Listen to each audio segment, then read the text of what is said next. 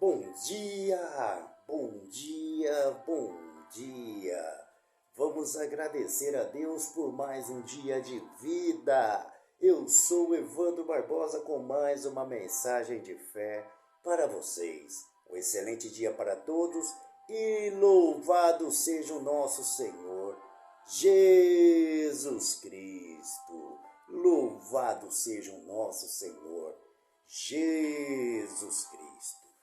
Vamos hoje falar sobre a doutrina de Deus através da teologia sistemática, do qual eu venho amando fazer a teologia da Bíblia, onde me sinto cada vez mais próximo de Deus. A teologia sistemática é a organização da teologia em diversos temas, seguindo os fatos teológicos de um modo a forma a um sistema específico de estudo. E hoje iremos estudar sobre a doutrina de Deus. O que seria a doutrina de Deus? A doutrina de Deus é o fundamento sistemático da existência, natureza e obra de Deus.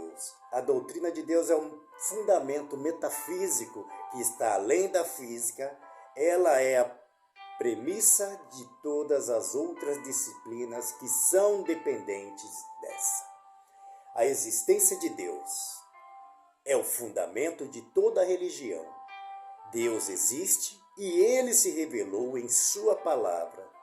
Todo esforço para provar a existência de Deus é inútil, pois o cristão, pela fé, aceita a existência de Deus. Hebreus capítulo 11, versículo 6. Ora, sem fé é impossível agradar-lhe, porque é necessário que aquele que se aproxima de Deus creia que ele existe e que é o galardoador dos que o buscam. Provas da existência de Deus. Vamos lá. No decorrer da história, muitos argumentos foram apresentados acerca da existência de Deus. A seguir, vou mostrar algumas teologias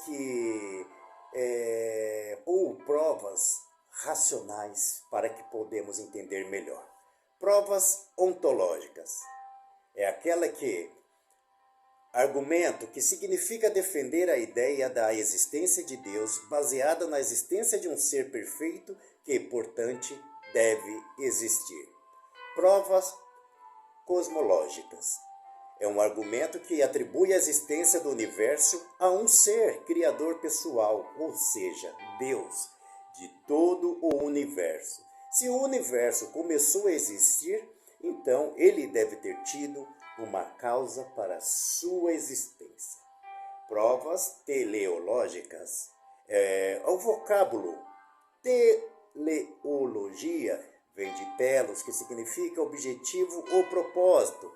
Esta ideia conduz a um Criador onde tudo o que foi criado é destinado a um propósito, uma razão, e está aponta para um ser inteligente, ou seja, Deus. Autorrevelação. Deus, ele se faz conhecido de acordo com o que ele deseja que o homem conheça.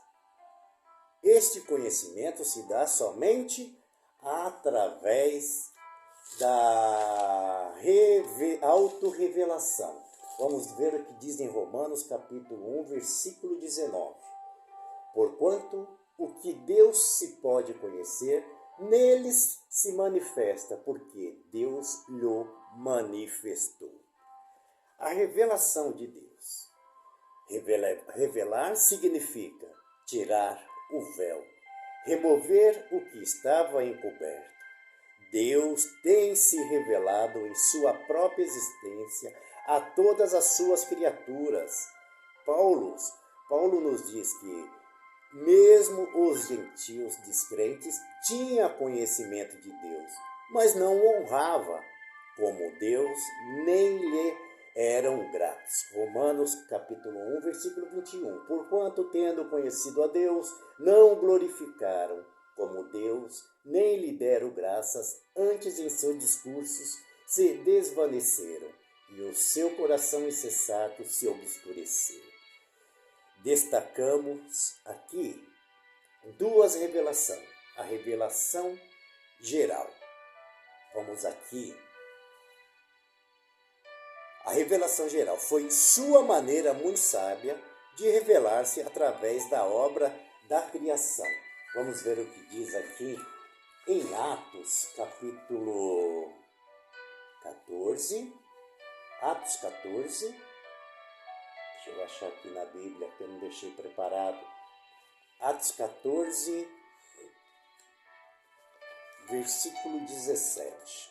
Vamos lá. 14, versículo 17.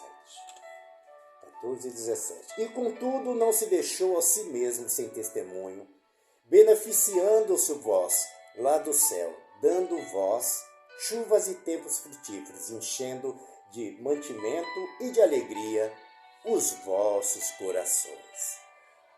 A revelação especial foi a maneira de Deus,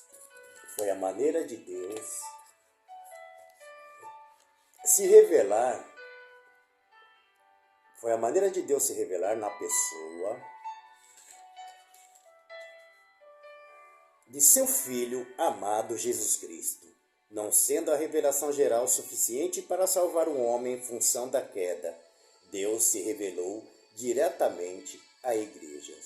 Vamos lá, Hebreus capítulo 1, versículo 1 e 2.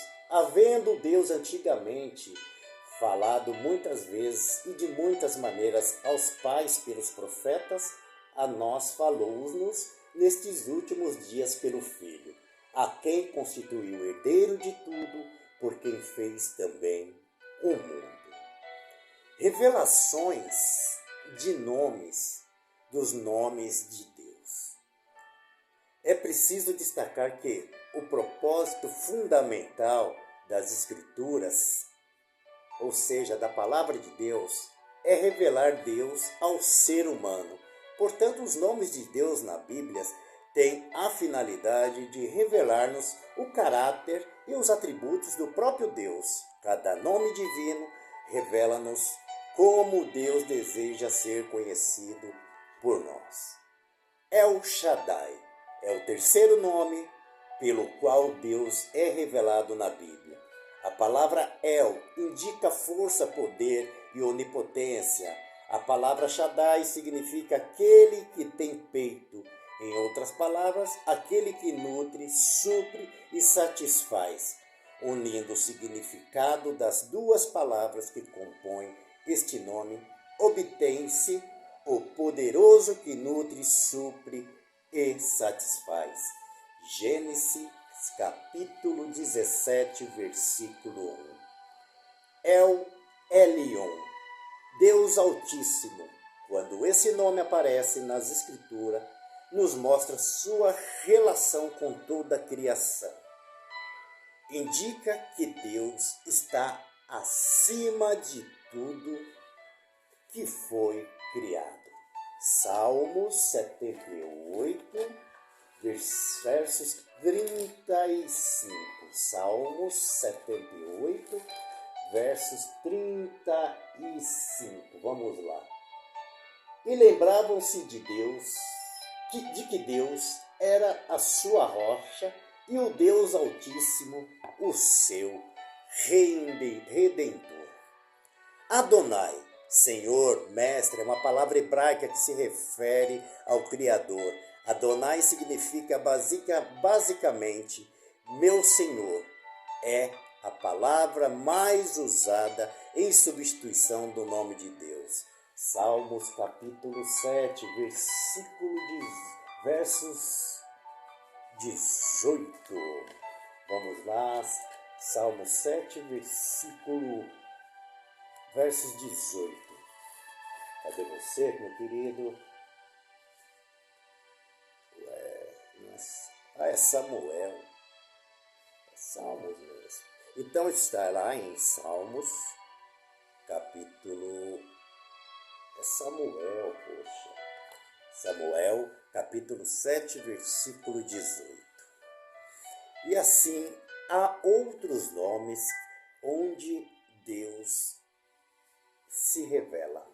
Outros nomes do qual Deus se revela, bem como Eulã, Jeová Jireh, Jeová Sabatão, e assim sucessivamente.